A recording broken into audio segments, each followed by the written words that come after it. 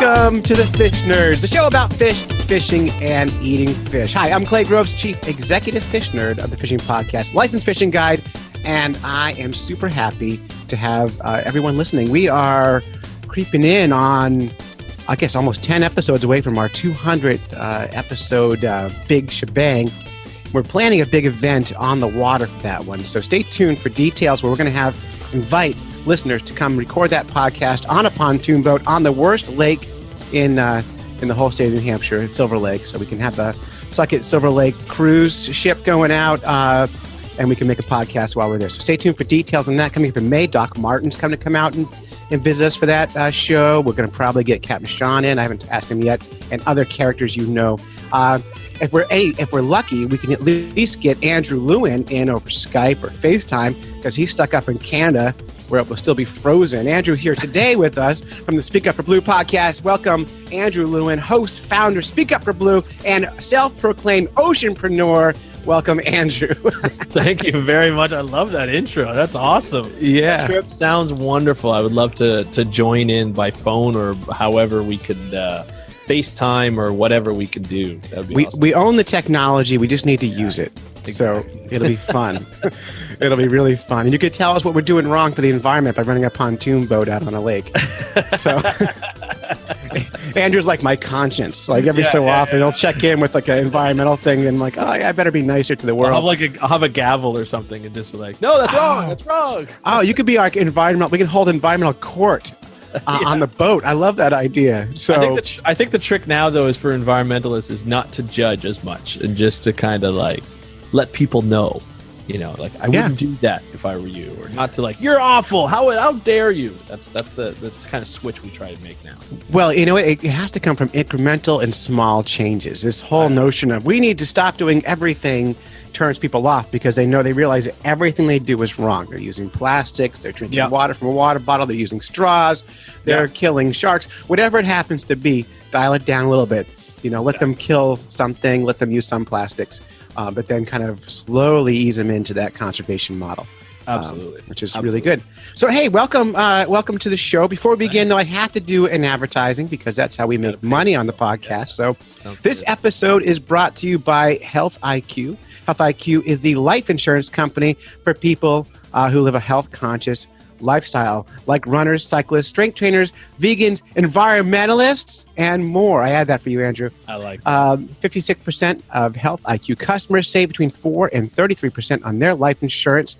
If you want to find out if you can save, go to healthiq.com/FNP, Fish Nerds Podcast, and see if you qualify. It's a quiz. I took the quiz last week, Andrew, and within 30 seconds of finishing the quiz, I was on the phone with a representative from the company asking me some more questions to see if I qualified. I'm not going to tell you the results because I am a little overweight right now. So it really is important that for this, you get in. If you're a healthy person, you've got to make sure you do this. So they did give me an offer that was better than my current life insurance. So it is there.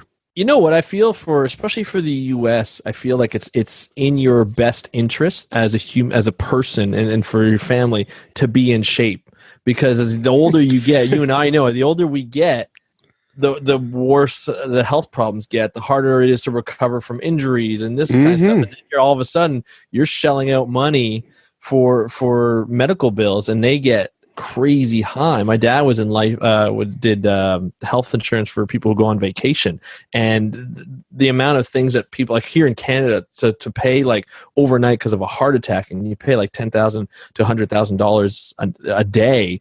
You're just like, Jesus, like that's ridiculous, in terms of that. So it's worthwhile making sure you're healthy to get that. It is, and yeah. So if you're healthy, stay healthy, and go to healthiq.com/FNP and save on your life insurance. Very important. You got a family, right? I do. I assume you have life insurance, right? I have life insurance, yeah. Yeah, you need it because when you die, your kids need a car. So the trick is here for what I do is I keep it high enough that my kids and wife will be fine after I'm gone, but low enough to lower the incentive for my wife to off me. Right. You don't want your life insurance to outvalue you. Exactly. $2.5 million. I like you, Andrew, but do I love $2.5 million? Exactly. Perfect. All right, so that's our ad. And if you want to advertise with the Fish Nerds, just email clay@fishnerds.com. We'll get you in the queue. We do have a couple slots open after this week's episode, so check it out. All right, Andrew, so you make a podcast. I do. And you've been on the Fish Nerds podcast several times. You used to do a segment called Speak Up for the F in Blue, which we miss. I know. I apologize. And we're always, we should do that. And we're happy to see you. So just kind of give us a little bit of an overview of your podcast. Give us the elevator pitch.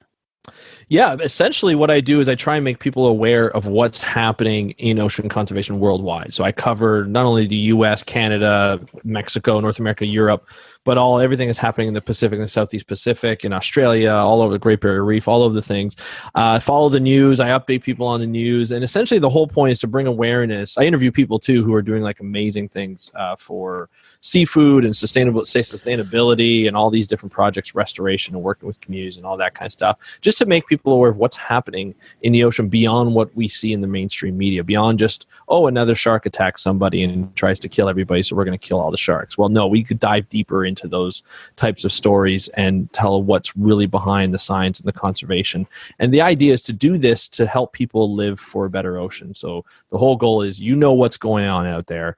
So now now you have that on your conscience, like, okay, I can reduce my single-use plastic. I could make sure when I go to buy seafood, I'm buying sustainable seafood and stuff like that. And you've been on the podcast a couple of times, and it's been wonderful. We had a whole sustainable seafood interview, and it was great to learn about that project you were a part of. And it's just making people aware of what's happening, because I used to get frustrated all the time as a scientist talking to friends and family who had no idea what was happening with the ocean. And it was one of those things where I was like, well, of course they don't, because we're all competing with news and what the Kardashians are doing today and all this kind of stuff. And it's one of those things where it's like, you need to figure out what's going on in our world. But if you can get the Kardashians on your podcast, I would never do it. No.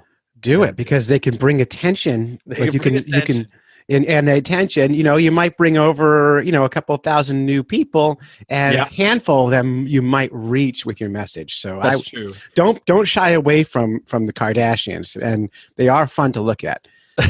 So you know what? I hear you there. I think I would have, I had a podcast where I said something about Miley Cyrus, because she did a big thing. She traveled with Carl Safina. Do you know? Have you heard of Carl Safina? I've heard, but you have to remind me who that person is. Carl Safina is a scientist, an ocean scientist, been doing this for decades, but he's also an avid fisherman. And so he professes sort of like sustainable fishing and just conservation in general, but he's probably what we would call an ocean celebrity. He's like the guy you look up to, like a mentor type thing. And I had him on the podcast, and he did a trip out on the west coast of BC to save the wolves. And there's a coastal population of wolves out there, and they were going to BC government was going to open up hunting for them. And that's bananas. Yeah, a lot of people didn't want to. And these wolves are special, especially the coastal ones, because they actually go in the ocean and they actually eat stuff out of the ocean. No kidding. Yeah, it's really seafood wolves. I see a whole story there. I need to make a note. Oh man, it's amazing. Yeah. I'll send you some stories. But and so he was part of this crew. Do you think they taste better since they eat lobsters and shrimps and things? Yeah, I don't. It's interesting. It would be a different taste for sure, but I don't know if I'd ever eat it. Well, I'll tell you the problem. I'm gonna sidetrack you for a second and get you back to this. The problem with the hunting of the coyotes and the wolves and all that is, and I don't have a problem hunting, is no one's eating them. Mm-hmm. It's sport killing, and that's the bananas thing to me. Like, I don't get that. And whether it's fishing or anything else, the sport part is the part I don't connect with. You're going to kill it, eat it. Exactly. And then you can make a case for it. Other than that, I lose entirely. So back to your guy here. So Carl was out there and bringing a lot of attention, and then all of a sudden the people that brought him out to do this brought out Miley Cyrus, which was like a last minute thing. All of a sudden she comes out. Now this is during her days where she wasn't as popular, and you're calling it.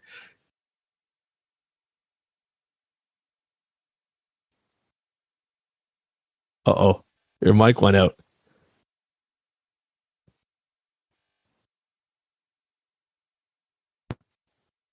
No, can't hear you. There you are. Oh, there we go. Yeah, boy, I don't know what just happened. Did it maybe just a loose wire or something? I bumped it. Oh no. Yeah. So let's back up just a hair. And Okay. I have an edit point here. Okay. So just dead silence for just a second here. Yep. 3, 2. Okay. So take me back to Ocean Carl and your interview with him. Yeah. So Carl went out, got invited out by this group that was. You don't call him Ocean Carl? No.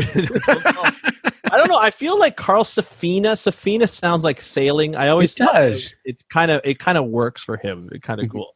But anyway, he's out. He got invited out there, and then Miley Cyrus gets invited out by the same group, and I think they just reached out to her over Instagram, and she's actually a big environmentalist. And so they didn't expect her to say yes, but all of a sudden she texts them back or DM'd them back, and they're like, "I'm in," and they're like, wow, okay, great. But this is the time right at the time where Miley Cyrus kind of went a little weird. Yes.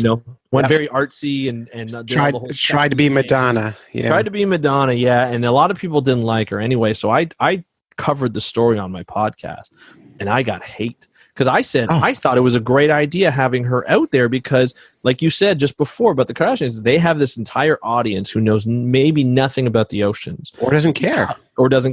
But or they just don't listen to stuff on oceans or don't know because they don't know to search it. They don't know they care. Exactly. They probably love the ocean, love going to the beach, and they do care. Like they don't want to see pollution and stuff, as most people don't, but they don't realize what's happening.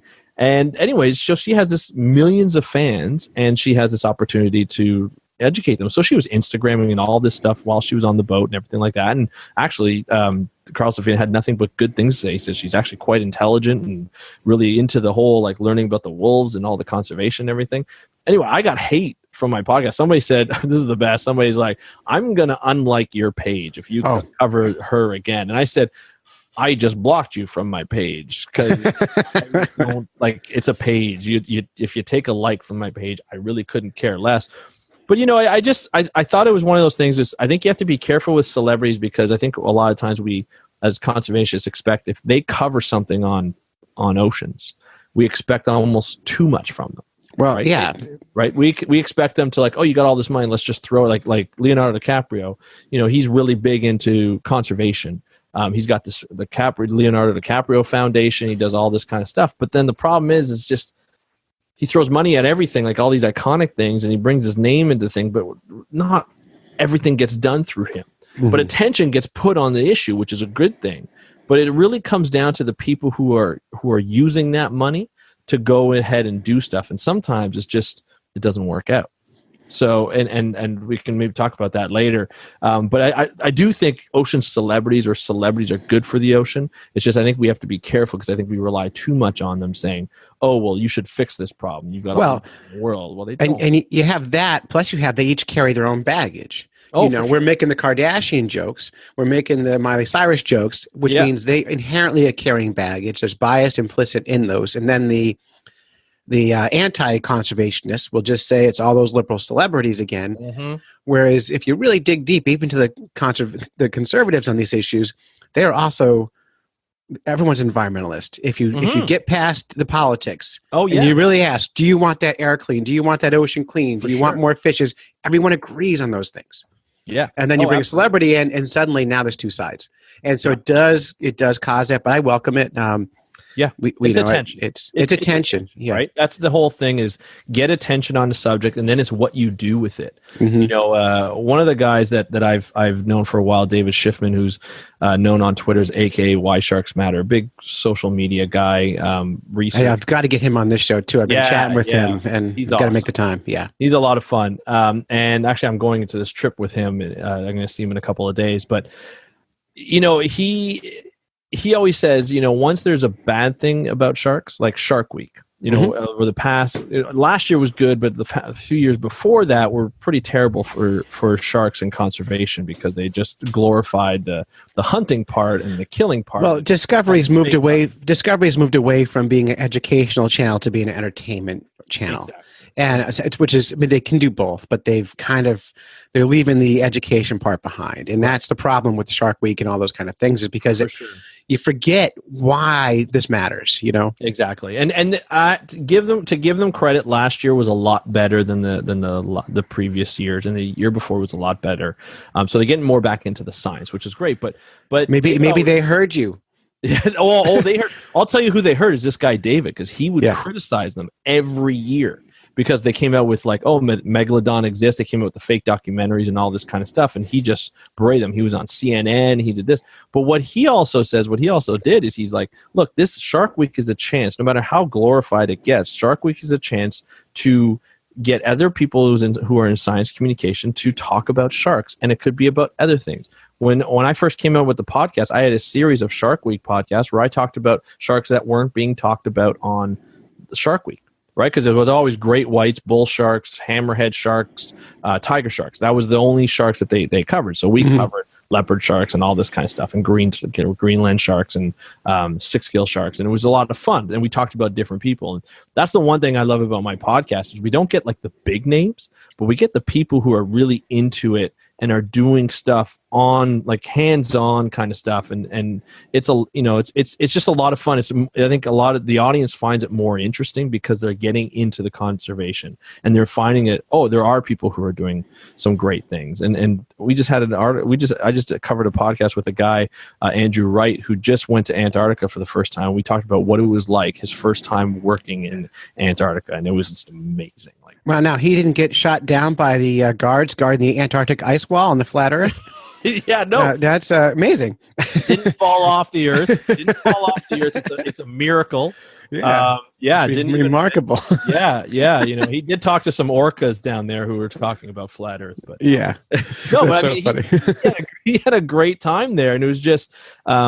He was studying orcas actually, and he was like 3 feet from orcas as he was setting these acoustic instruments. And he goes, I'm not. He even said, he's not a cold temperature person. He usually does work in the tropics and stuff with marine mammals, but he's like, this was a trip of a lifetime, and it was really cool. Just the preparations and the training they do. They have to sleep on the ice as a way of just in case you get caught on the ice, and they went to the different bases and stuff and talked about the bars at the different bases, and it was just a cool episode. But you get to talk to the people who are actually doing stuff, right? It's a lot of fun. Yeah, and we see that, it's funny. This is where your podcast and my podcast often cross over. I'll grab your guests. Absolutely. I'll see someone on your show and go, oh, there's a person, or you'll even send me them. You'll say, hey, Clay, you got to talk to these spearfishers down in Australia or New Zealand or whatever, and we'll start talking and build these relationships. And so we've had this relationship for a while. You've been making this podcast. You're an oceanpreneur. You're trying to make a living at the podcast. Let's just get into the dirt of this podcasting world. And this is kind of sausage making stuff, and a lot of we like to talk about. We like to talk about it, but there are a lot of listeners who are also podcasters, bloggers, YouTubers, and they want to know: can I get an audience? Can I make a living at this? Is it a real thing? Are you making a living at your podcast yet? If it was just off Speak Up for Blue podcast, no, I'm not making a living off of that. You don't have your podcast money? I don't have my I'm not making the riches. I'm not buying Teslas because I can afford the big expensive ones and stuff. Yeah. No, it's getting there. And I've got an audience. And I think for me, the way I see it is it's all about consistency. Right. And you're doing 3 shows a week. 3 shows a week. Which is a lot, by the way. It's a stupid amount of shows. Yeah. It's a stupid amount of shows. And I started off with once a week, went to 5 days a week. Which is bad news. Yeah. And that's after working a full-time job, too. That was crazy. I kept that up for about 6 months. I talked to a buddy of mine, Nathan, who was doing some of the podcasts with me. And he was like, dude, you got to stop. Like, you're not sleeping. You're not doing this. And I'm like, yeah, you're right. And your audience can't keep up. With that many shows a week, it's very difficult to make time to listen to 5 episodes a week. So and they were like, and it wasn't as if they were 10-minute episodes, right? No. They were like 30 to 40-minute episodes. Sometimes if it was an interview, it was an hour. So yeah, you're no slouch when it comes to talking. I can talk. I could talk, which is why my wife loves me coming into my office and talking on a microphone, not to her about science. God. Because she's just like, come on. I hear the same thing about fish. So yeah, exactly. But what I do now is I actually do podcast consulting. Is what I've been doing. So I've picked up a couple of clients who've had trouble building an audience, and I've or who have just started, and I've kind of picked up their podcasts and helped them grow it, and kind of give them advice and all this kind of stuff on the structure of their show and all this kind of stuff. And if I have to do a little bit of editing, I'll do a little bit of editing, but a lot of it's just more of growing it and marketing it. And it's kind of cool because you get to see how different people structure their podcasts, how different people want to express their message, and the different creative processes and all that. And I just give them that technical expertise that I've accumulated over the last 3 years. Well, it's interesting because so just for people who don't know, the most podcasts never release more than 7 episodes. Mm-hmm. So there's somewhere near 450,000 podcasts now on Apple, right? It's some ridiculous amount. Mm-hmm. And most have less than 7 episodes. Yeah. And they do what's called pod fading. They disappear because either the people who start the show don't understand how much work it goes into making a podcast, which for me, for a 1 hour show, minimum 4 hours of work, minimum. And that doesn't include marketing it or, exactly. It's editing, it's research, it's, it seems like we wing it most of the time, but we're not. Actually, I really structure my shows and try to make people listen. You do the same thing. You plan what you're going to say so that you can get your message out. And that's really important. People forget about that. And so all these shows are out there. And so they need consultants. They need help to get a bigger audience and to grow it. And then most podcasts get less than 115 listeners per episode. Over half. Insane. Are less than 115. That's insane. And with the fact that everyone carries an iPhone in their pocket or a Android device, like 3-to-1 Android devices. I love that. Yeah, Android devices, but 3-to-1. The ratio of Apple products to Androids, 3-to-1. Yep. But 90% of podcast listeners are on an Apple device, which means we're missing the Android crowds. By the way, if you're on Android, I'd love to hear from you and hear how you're listening to these podcasts, because we actually don't hear from Android people very often because 90% are on that one thing. We're hoping Spotify brings that. We're hoping Spotify brings that up a little bit, right? They're number 2 now in just a very short time. And that's especially with the younger crowd. Everyone's on Spotify now. So yeah, exactly. You can create playlists and stuff like that. And now you can use like the Alexa to use Spotify and all that. And do you know there's actually you're on Libsyn, right? Yeah. Mm-hmm. So there's an actual Alexa. They've created an Alexa skill that you can play and you can fast forward and bring back using your voice. It's actually it's going to roll out to everybody. They just opened up to a couple of people. I've been able to slip in. The funny thing is, it only works in the U.S. It doesn't work in Canada, so I can't test it, which drives me nuts. So and I don't have Alexa, so I needed. My daughter does, so I'll check in with hers. And do you know if you yell, "Hey Siri, subscribe to the Speak Up for Blue podcast," Siri will hear you and do it. So if anyone was playing that out loud in their house, you're welcome. There you go. That's what you got to do on every one. Hey, hey Siri, what time is it? But I find, one thing I find about podcasts is if somebody's not listening to a podcast, it's very difficult to get them to listen to a podcast. Well, because you say, "Hey, do you listen to podcasts?" And they go, "What is that? A blog? Is that a YouTube channel?" Yeah, they still don't know. No. And it boggles my mind. It really does boggle my mind. And to the point where I was at the bank one time, and they're asking, I'm depositing checks, and they're like, "Hey, Speak Up for Blue, what do you do?" And I tell them what I do. I tell them I have a podcast. And like, "Oh yeah, I don't listen to podcasts." Like, "Give me your phone." Like, "What?" You have to. And I'm downloading Spotify for you because it was an Android, and I'm like, boom, you follow my podcast now, listen to it. Because if not, if I tell them, "Oh yeah, it's on Spotify," like, "Well, I don't listen to Spotify." When I go to expos or I'm speaking, and I give out stickers and swag and stuff for when people are visiting me. I won't give them a sticker unless they take their phone out and physically subscribe to the show in front of me, because they're never going to do it. No, for sure. It's crazy. So those who are listening who like podcasts, tell your friends about them. I mean, the best way, we all want your money, of course, but the best way to help a podcast is by helping us grow an audience that real advertisers will come in and give us the money. Yeah. And it's critical because podcasts don't get the same respect other mediums and the arts give. We get this kind of hobbyist kind of tone to people, and they don't realize how much work goes into creating this. And it is an art project. Making a podcast is art, and it's important that you support that, whether it's through money or through telling people about it. And telling people is a big deal. Now, you've got a private Facebook group that's how you promote your show. It's how I do mine as well. Yeah, far more effective than a Facebook page. Do you want to tell us about your group? Way more effective. Yeah, it's essentially a group where I get to interact with the audience, and I actually learned that from you. You're welcome. I was first on your thank you. When I was first on your podcast, you were like, "Hey, I'm going to ask a couple of questions for my audience to see, if they like. I have a group," and I'm like, "A group? I've never even thought about it, right?" And I was frustrated with Facebook pages for a long. They want your money. Unless you advertise, you're not going to get anything on there. And not advertising $10 or $20. They want 50, 100. They want real money, which we don't have. Yeah. No, and that's the thing. Not Canadian dollars. Not Canadian. Dollars that have value. That's so true. We're getting there.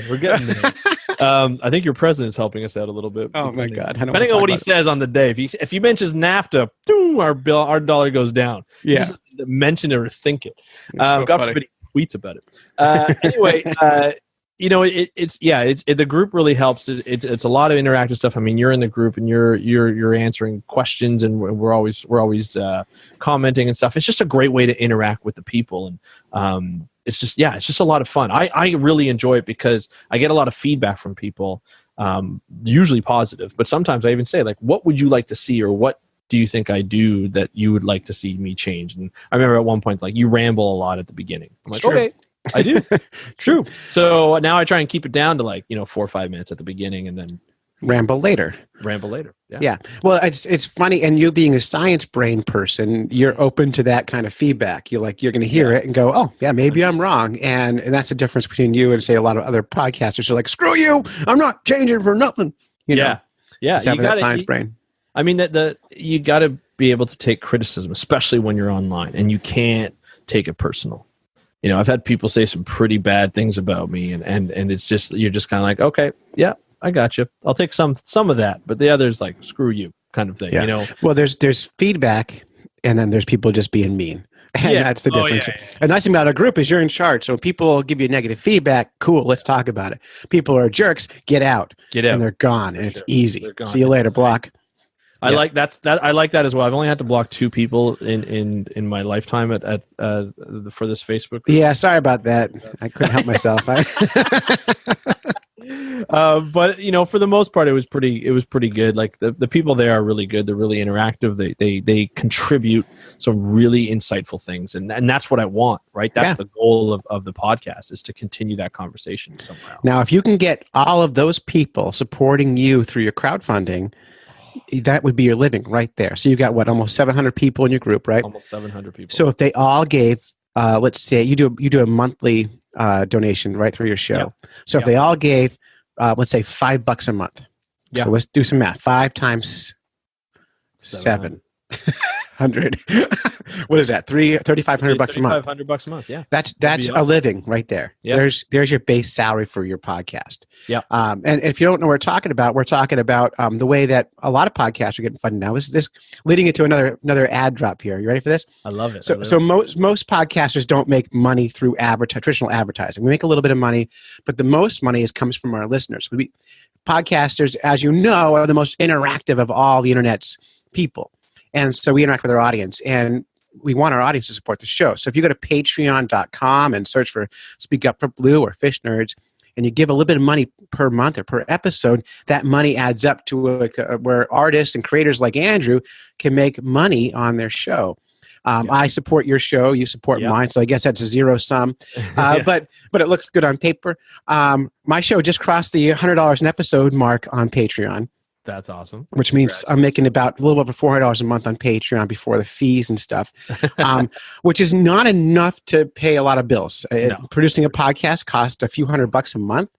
And so we're asking listeners to go to patreon.com and support our shows and give us some money. If everyone on your page did a little bit of money, it's a living. You can quit all the other ways of trying to find a way to take your wife out for dinner and pay some bills, and you can make a living at it. On my show right now, we do some of our advertising through Patreon.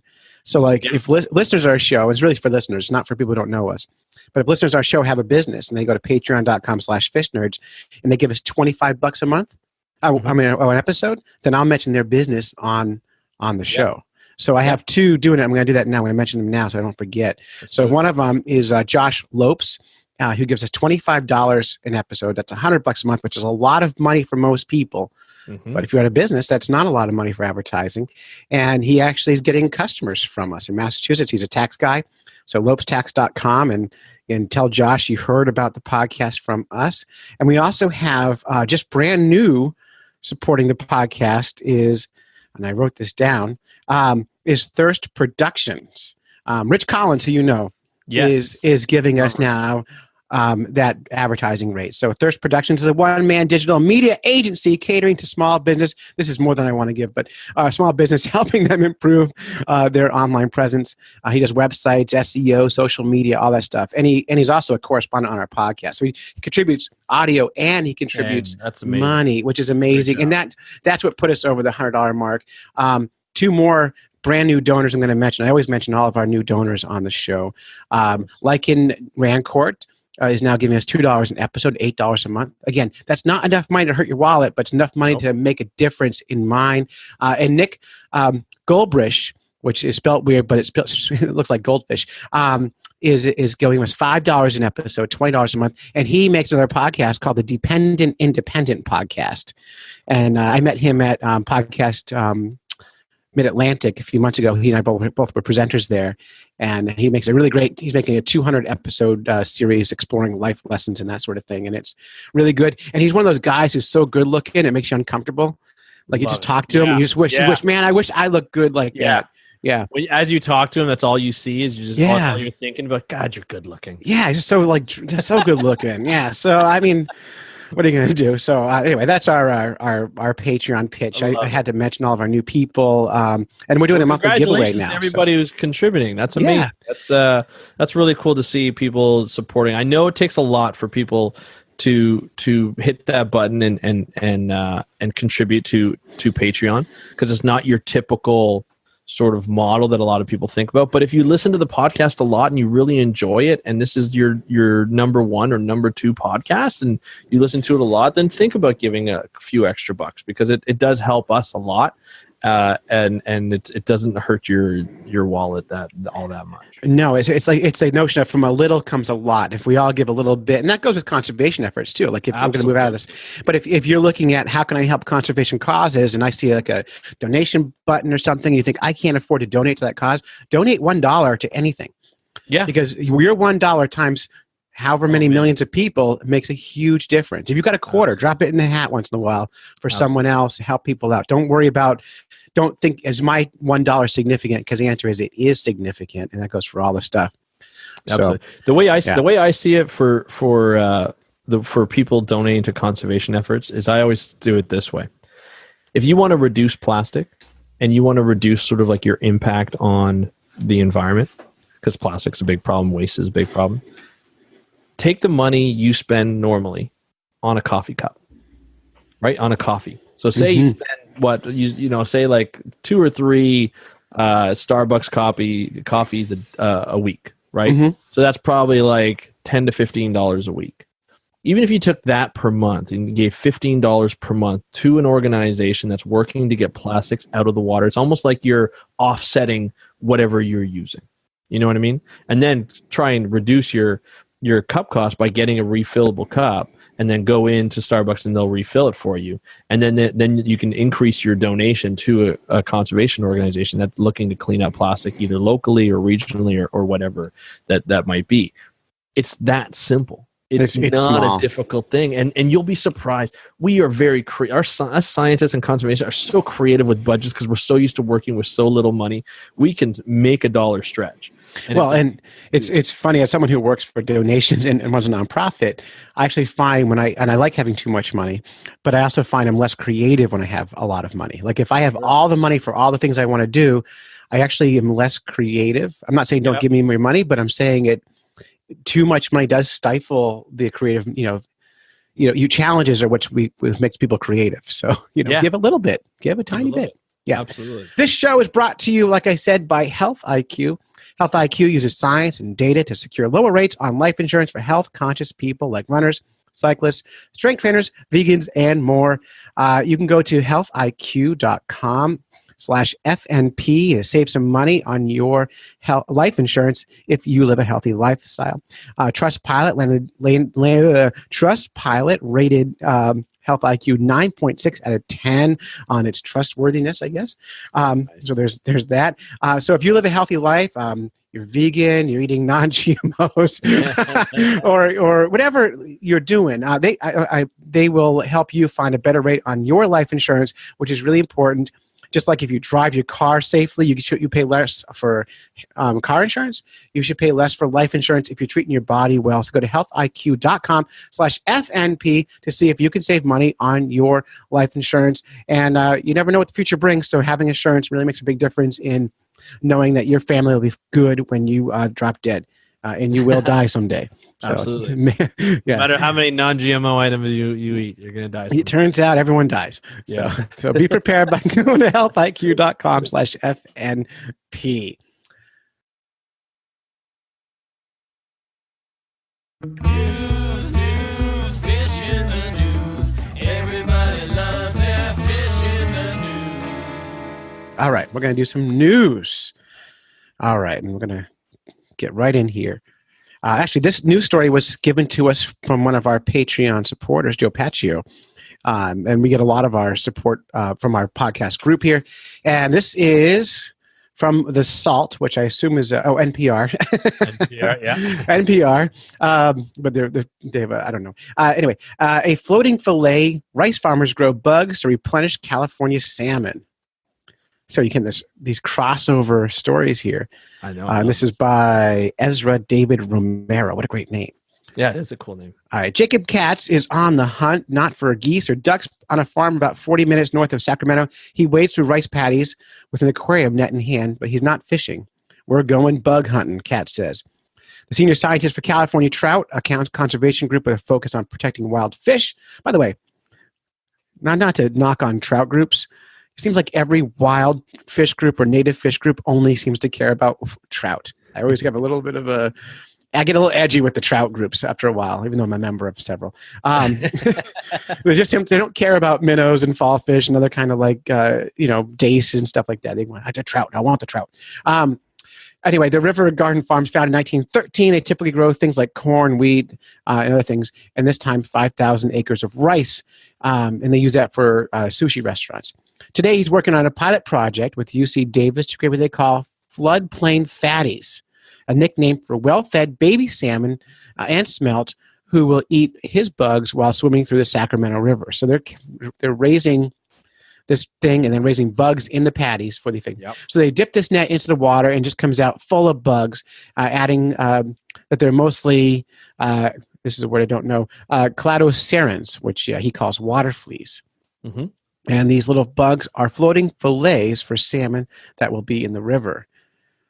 The reason he's doing this is young Chinook salmon and other fish need help. Much of the water they require to survive is stored in dams and diverted. That means there's no food forage for those fish, not enough food forage. They're adding to that food forage. So it's one amazing kind of, I'm not going to read the whole story, but kind of an amazing way of like diversifying what your rice paddies are doing. So they used to just grow the rice, and now they're growing the rice and they're growing the food to support the wild fishes, which is kind of a really cool way creative way we were talking about a minute ago, creative way to like support the things. The cool thing is they show two different salmon smolts here, and that are the same age. And one of them that they grew in the river was 1.5 inches long.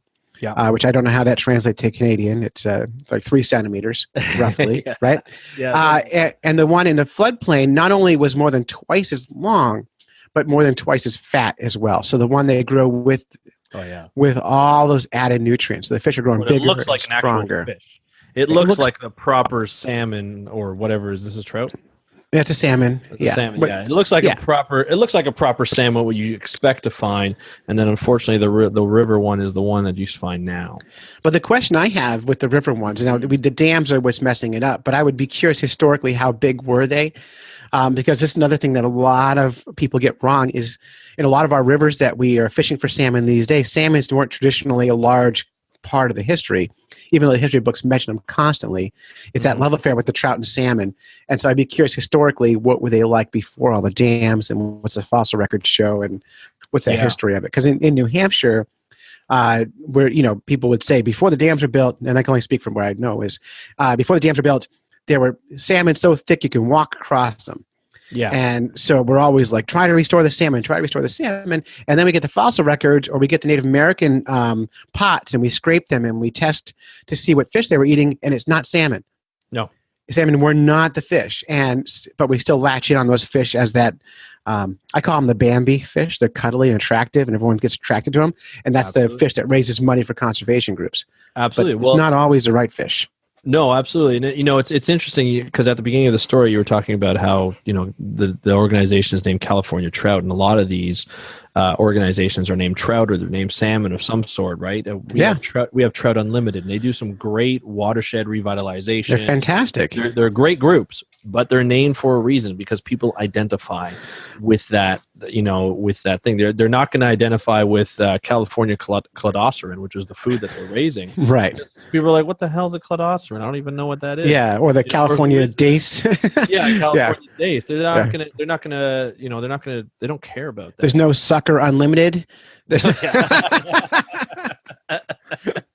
Yeah, no, for sure. Carp Unlimited. Yeah, no, there's nothing like that. Exactly. But and the same thing when you talk about like marine mammals and stuff, we always talk about saving the whales and saving the dolphins because they're iconic, because we connect with them. Exactly. But when you save the whales, and the idea was that we call them iconic species, but we also call them umbrella species. And the idea with the whole umbrella species, you save one species, but you save everything below what they serve. So like marine mammals go over different habitats and whatnot, so you're saving all those habitats, right? Same as sea turtles. With salmon, it's the same thing. You're saving rivers, and you're hopefully saving oceans, right? Because they put in the fish ladders and fish elevators for the salmon, but if they actually look at the numbers, it's shad, it's herring, sea lamprey, eels, other things that are using them way more than the salmon.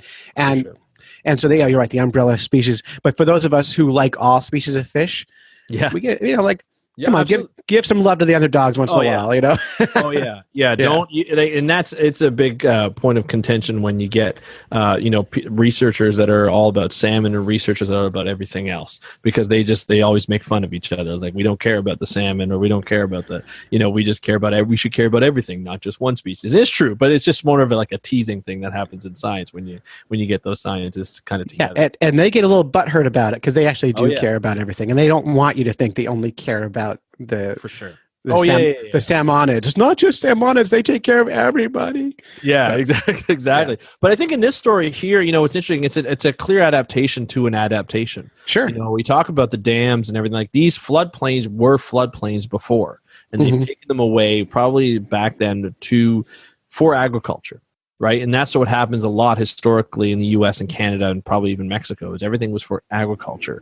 And so they changed the sort of the landscape, especially the waterscape, to make sure that, they would have rivers, but they wouldn't have huge floodplains. Like the crops wouldn't get flooded. So this is an adaptation where they're actually going in and they're flooding an area, they're flooding a plain, and then just flooding it with food, because that's the food that they love to eat. Sure. And there's other adaptations with salmon where they used to mess around with the pH levels of the rivers because the salmon liked a certain pH and whatnot, and it was just like, okay, we'll bring them back, and then it would fluctuate. It was all about getting your hands in there and trying to figure things out. And the problem is you're just like, you just, after a while, you're like, how many times are we going to get in there and try and mess with the system instead of just allowing the system to be the system?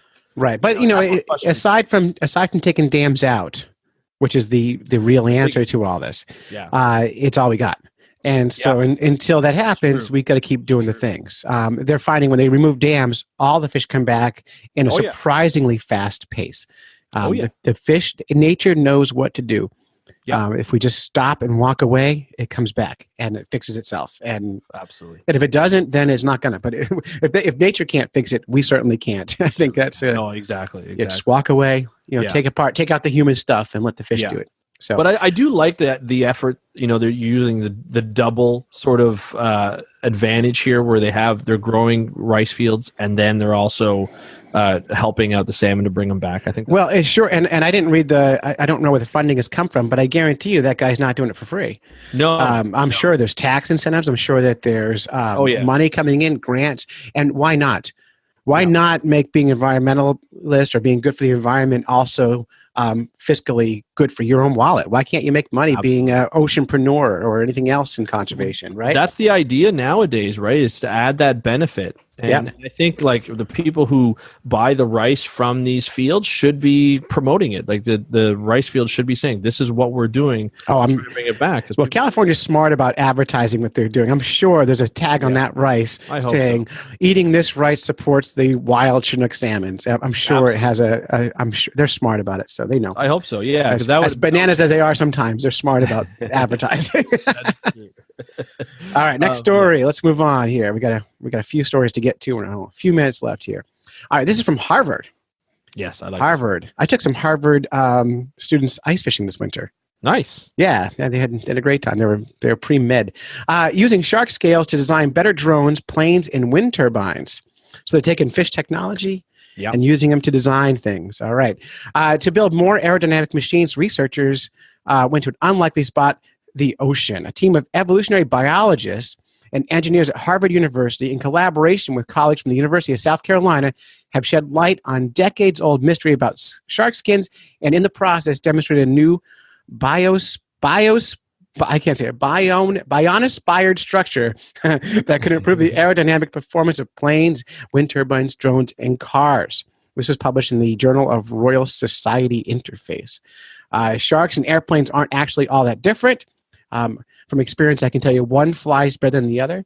Both are designed to efficiently move through fluid, water, and air, using the shape of their bodies to generate lift and decrease drag. The difference is sharks have about 400 million year head start on the design process. So, by the way, if you don't believe in evolution, you're listening to the wrong podcast. Go to the Flat Earth podcast. Well, by the way, that's along with everything else they don't believe in evolution's on their list. Oh, of course. That would be the number one tick, I think. It's a religious-based thing. So the skins of sharks is covered with thousands and thousands of small scales or denticles, which vary in shape and size around the body. And we know a lot about the structure of those denticles, which is very similar to human teeth, but the function has been debated. So now they're kind of zeroing in on the function of these things. Yeah. But basically, they're taking all this technology, and they're saying, can we layer the wings of a plane with small, basically scales, these denticles, and make the planes fly more efficiently or make turbines spin more efficiently. But it's pretty amazing how they take this fish technology and move it into engineering. And to see evolutionary biologists work with engineers, it's amazing to me. Well, and that's the key about the ocean is there's so much to find in the ocean. And what's interesting is, we always say as conservationists, was like there's so much biodiversity in the ocean. If we would decrease that, we lose out on discovering things like this, right? This is going to help. You think about wind turbines, you think about planes, you think about drones and all that. Wind turbines especially, if you can make them run more efficiently, then we're going to get more energy for the buck, right, of running them. So this is going to help us in the future as a human species. And we found them in the water. Same with cancer research and all this kind of stuff. You find them in the water because there's so many different adaptations that these animals have taken. Like we talked about 400 million years of adaptation. There's a reason why they're still around. And it's because the scales, it's because of the way they grow their teeth. It's because of the way they hunt, the way they swim, everything like that. And what gets us a lot of times, there was just a paper that came out, I think it was in Science or something like that, or Nature. It was talking about how people didn't realize what biodiversity was about, or they didn't care about biodiversity. And I get it because what's it going to do to them? But that's what we always say as scientists is like, that's where you're going to get the meat of everything. Yeah, well, people don't care about biodiversity until they do. Until they know they need to care about it. It's the same we were talking about earlier. You don't know your environmentalist until you really put your brain to it. And it turns out everyone is. Yep. And diversity, same thing. You don't know you need diversity until you realize you don't have it, or until someone shows it to you in a way that's not judging you and not telling you you're an idiot, because that doesn't work for science. No, exactly. It was like, imagine saying okay, somebody you knew had cancer, God forbid. We all know somebody who's had cancer or who is going through it right now. Imagine if the cure was in the ocean. Well, right? It might be. That's where researchers are going. They're going to corals. They're going to starfish. And they're going to areas that regenerate their cells and species that regenerate their cells and be able to do something about it. And it's just that's where we're going to find it. Right. Well, and with cancer, there's only, as far as and I'm sure I'm going to get corrections, but there's only a few animals with spinal cords who do not get cancer. Other than that, almost every animal gets cancer, especially if you're a chordate. And it's a natural biological control. Cancer is terrible, but it happens to every animal except for a handful of sharks and frogs. Right. And they're looking at those animals and saying, how can we learn from nature? Exactly. If our ego gets too big, we forget to pay attention to what the animals have already figured out. Yeah. They're not as deliberate of us, but our best adaptation as an animal is our brains, and are able to take that information and translate it into helping each other survive. For sure. But pretty amazing at Harvard at doing this kind of stuff. I love that crossover science stuff. Love it. Collaborations, man. We need to do more. We need more, and we need to fund this stuff.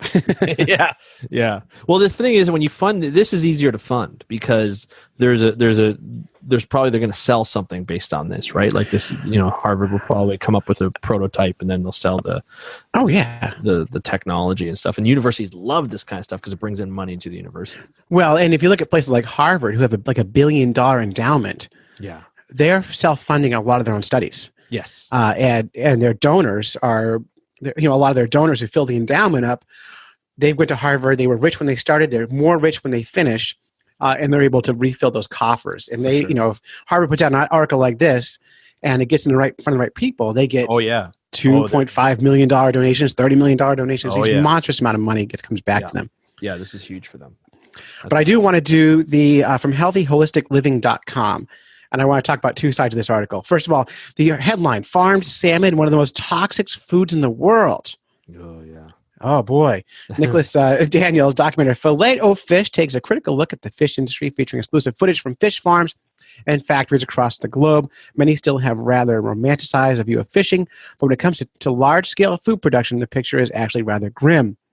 And it goes on to talk about how fish are farmed and how they become this like chemical cocktail, which all can be true.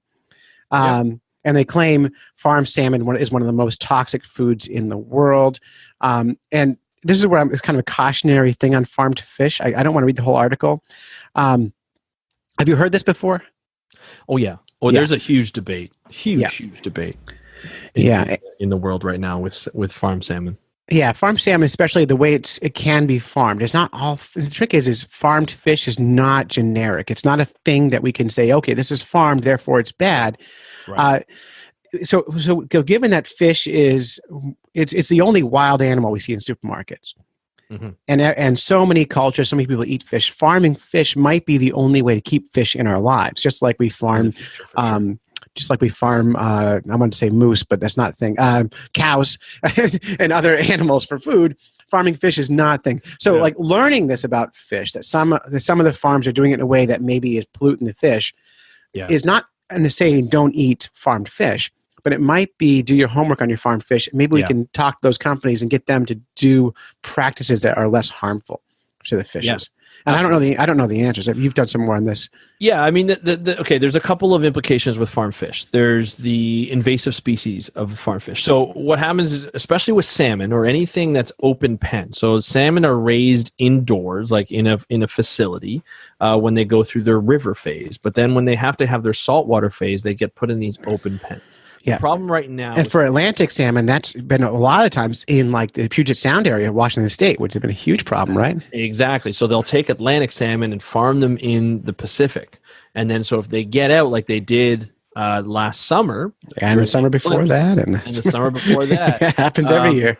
Yeah, and so it invades. You eventually get an invasion or an acute sort of event where there's an invasion of Atlantic salmon. Eventually, they're going to start to figure out that they can live there. And you're going to start to see more Atlantic salmon in the Pacific, which is bad just because there's Atlantic salmon in the Pacific. It's going to mess with the dynamics of the Pacific salmon. They're going to compete. It's going to be bad. The other thing is how they raise them. With anything farming, and you look at anything from like if you compare it to organic farming to sort of these what do you call it, the warehouse farms or whatever they call them, industrial farming. You're trying the farmers in industrial farming, and it works same with aquaculture, is you're trying to grow the fish as fast as you can and with the most sort of meat on it that you can and sell it. So you want to sell them big, sell them heavy, and then you get the most money for them. Well, the problem of doing that is when you actually raise them that way, it's not a normal way of raising them. It's not waiting the 1 or 2 years. You're waiting less time. And to do that, you potentially use hormones. You optimize feed, which may not be good for them in the long run. You get disease. Well, so the disease is really important. I'm gonna steer you a little bit here. Go ahead. Yeah. And so these salmon pens, if you look at what a wild school of salmon might look like versus a pen school, is you have a crowding problem, right? Yes. And so if you are condensed in a very, very small area with a lot of other people or salmon or whatever animal you are, and one of your people or your fish gets sick, that disease spreads very, very quickly throughout the entire system. Yeah. And this is the big problem here, is that it was crowded pens. And they found in Norway, they found that salmon anemia virus has spread across the entire country from the farmed fish, starting with farmed salmon. And that's kind of the big scare here. And the solution might be some of the salmon from Norway is also over here because they exactly switch, right? They trade. Yeah. But they escape and they'll mix with other groups of fish. But in Norway, they've actually a lot of the salmon in the wild salmon have even become infected from the farm raised fish where they're native.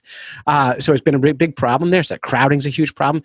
I don't know the answers. It might be open pens might be good in a lot of ways too, as far as like, being able to feed more people easier. But I think the solution is, unfortunately, the prices are going to have to go up on fish that are farm raised, especially to do it in a way more sustainable, organic. I don't even care what's organic, but more sustainable way. Because you have to thin these herds down a little bit so your diseases aren't such a problem. There's no, not to mention the whole other problem. Have you heard of dead zones? Yes. So under the pens, the animals poop and it just kills the water under the pens, and it's all bad news. And that depends. So that was a big thing a while ago, and it still is to a certain point. But that's all with the siting of the pens. So there's a lot of modeling that goes on to make sure that there's enough current to wash out all that waste that goes to the bottom. Like you talk about the crowded pens and all the crap that comes down. It gets washed off, so it gets it goes away more often. It gets diluted more often, but of course it continues to happen. So as long as that current's there, you're usually okay. If it's not, you got some problems. Well, then we get to a marketing problem. Okay, so we're always marketing. You have to eat more fish. It's healthy. It's high in omega-3 fatty acids, all the stuff we need. And then you go to the store and farmed Atlantic salmon, $6 a pound. Yeah. So, or you get a wild caught something else, and you're at like $22 a pound. What are you going to buy? Most people, $6 a pound. So there's a problem there where we don't know what we're buying or why we're buying it, and it goes right back into that conservation talk about sustainability anyway. And absolutely, I almost think there should be indices on fish. So like if you buy it, it should be a chart. This fish is not raised sustainably, therefore there's a tariff or a tax on that to pay for the problems in the back end. That price would make up the price difference between a sustainable fish and a fish that's not sustainable. People would choose the better fish. It's funny. I just had the same conversation. I'm going to get in trouble for that one, by the way. No, that's okay. I had the same conversation with a friend of mine, Lynn Morissette, who was on the podcast. We asked the question: should seafood companies pay into a conservation fund to help reestablish fishing? Yes. Because they're the ones, especially these big corporations. I'm not talking about the artisanal fishers, the small time fishers, but the big corporations who control everything. Should they be paying back into a fund, because they're the ones who are causing the trouble, including aquaculture companies. They're the ones who are causing the trouble. And here, I don't know if you guys get in New Hampshire, but here in Ontario, very little people will buy anything farmed, because there's this stigma with it that farmed is bad. They will rather buy wild and pay for the wild than get the farm. And there's this video going around of a salmon that's in a store. I don't know if it's a Costco or wherever, but it's in a store where there's this little like sea lice that's coming in, that's in the salmon. I've seen that, yeah. Right, and everybody's seen it, and of course that is like killing the whole farmed salmon thing, because they're like, look, this is it. Now, I've looked every time I buy salmon. and in it, because I buy farm salmon and I look at it and I'm like, there's nothing there. Like this is it's like, Well, look, you know, the problem with using a parasite as your sales tool or your anti-sales tool doesn't work because fish are covered in parasites, wild caught, farm raised. Yep. I mean, wild caught Chinook salmon have what's called a salmon tapeworm in them. Yeah. If you cut one that's fresh, never been frozen, you're going to find parasites in these fishes. Yeah. Is that a reason not to buy it? No, there might be other reasons, but don't let the parasites. You're going to cook the fish. Don't sweat the parasites. And I'll tell you, I think the biggest thing, if people are afraid of eating farm salmon, is stop eating salmon. Oh yeah, Just eat something else that's sustainable, because salmon is sold. I went to Mexico on a family trip, and they were trying to sell me salmon, and I'm like, how are you, like, why would I eat salmon here? You're in Mexico. I'm in Mexico. I get it in Canada all the time. Like, I'm in Mexico. Give me something local that's sustainable and it'll support local fishing. I don't want something from up north. I just came from up north to get away from up north. Well, it goes back to, you're seeing this in the trend of food anyway, is eat local. That's the fastest path to sustainability, is eating local. Unfortunately, you're in Ontario, so screw you on the seafood. But that's the thing, is why should I eat seafood if I'm in Ontario? I should be eating pickerel. I should be eating trout. I should be eating the local fish that's here because they're delicious. They are good. But turns out they taste like fish. Yeah, exactly. Yeah. By the way, I think salmon are the most overrated seafood there is. As far as flavors go, there's so many good things to eat. So anyway, just something to ponder. We don't have answers, but the other thing I want to do is be careful with these articles when you're sharing them around, because this is from healthyholisticliving.com. Yeah. Which just in the website title alone, there's a giant bias right there. Absolutely. And not everything they're going to give you is, well, it may be accurate, but it's also a lot cherry picked. So I'm not calling them liars, but they also cherry pick the data to make the article seem as extreme. Just like a lot of other places are. They're manipulated and stuff. You talk about like GMOs, non-GMO fish, and you're just like, same DNA. My favorite GMO, I'm going to kind of go on a quick tangent here, is I have friends who are like, I don't eat GMO proteins. And I'm like, well, why not? We don't know what our body does with that. And I say, yes, we do. Your body synthesizes protein the same. It doesn't know the difference. It knows what to do with protein. There's no added, there's not a thing added to it. If you want to say no hormones, well, we can have a conversation. But GMOs don't mean there's a big chemical difference in the outcome of the meat. It's just meat. Exactly. So, they haven't changed it. It's the exact same. They just reproduced it. Right. It might grow faster.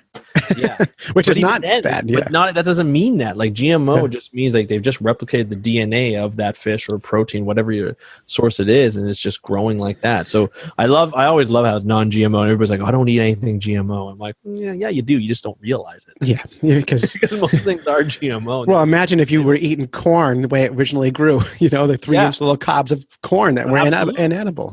Yeah. All right. Well, that's the news. All right. Before we wrap up, Andrew, what's been your biggest challenge with promoting your podcast, getting new listeners? What's been your biggest challenge?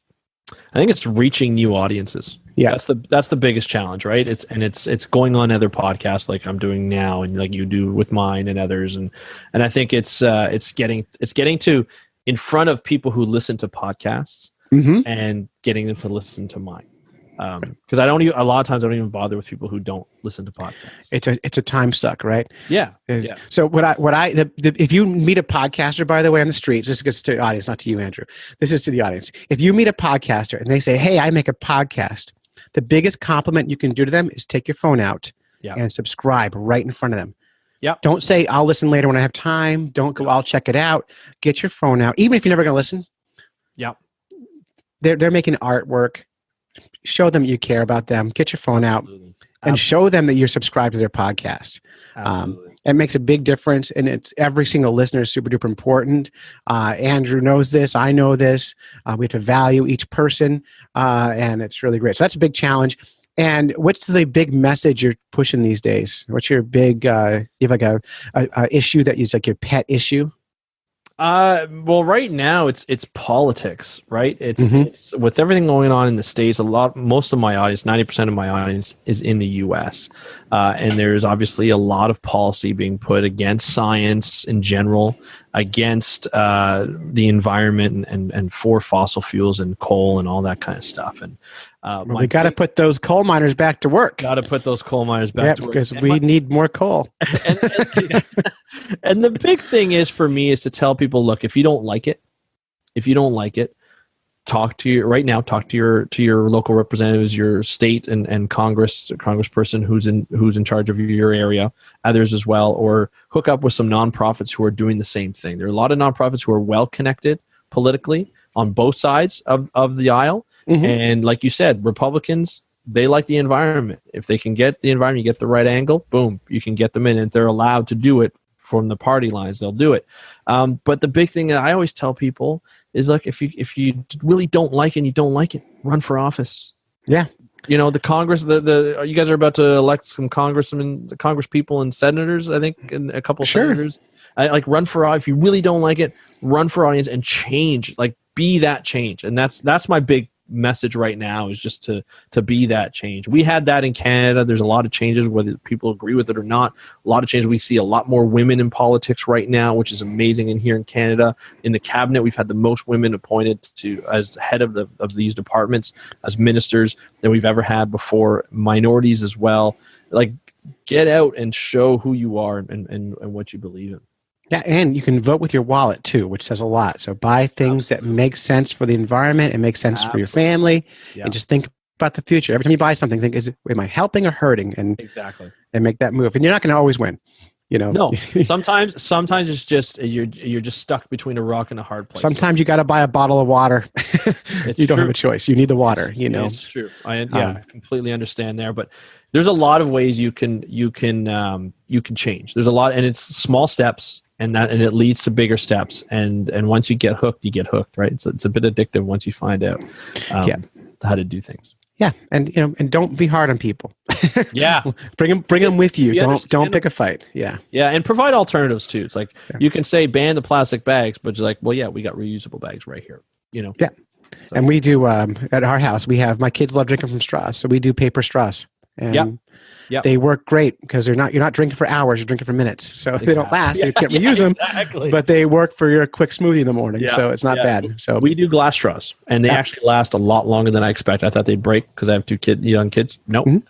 They've been lasting us for 5 years so far. Yeah. For my iced coffee, which is my summertime addict, I have a metal straw, which I like. Perfect. And I feel like it's colder. The liquid's colder coming up there, and it's great. Careful though. There might be some tariffs on that. Well, I already own it. That's true. You don't have to keep buying it, which is great, right? That's right. That's right. I've already bought them. Tax-free in New Hampshire. All right. There you go. All right, let's wrap this show up. Andrew. So that's it. You've listened to a couple of fish nerds when you should have been fishing. We'd like to thank our families for supporting us while we podcast, go on fishing quests, and do all silly things that nerds do. And we do a lot of silly things, even a serious podcast like yours. Special thanks to Andrew Lewin from Speak Up for Blue. You can find everything at speakupforblue.com. Is that right? That's right. Absolutely. That's speakupforblue.com is the site. Good. And so until next time, follow the code of the fish nerds, spawn early and often.